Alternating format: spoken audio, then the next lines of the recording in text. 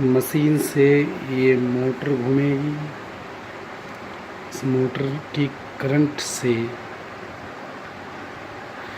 यहाँ पर दो कैपेसिटर लगाए गए हैं और ये वोल्टेज दिखाएगा और इससे ये फैन चलेगा।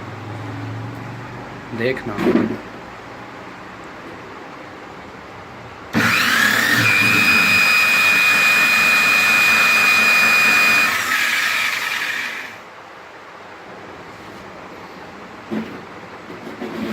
देखिएगा।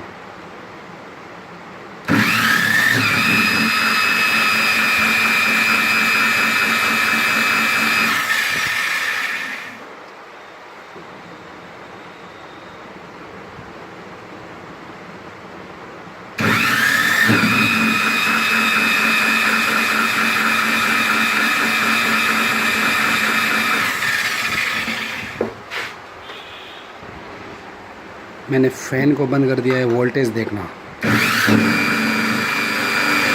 350 वोल्टेज।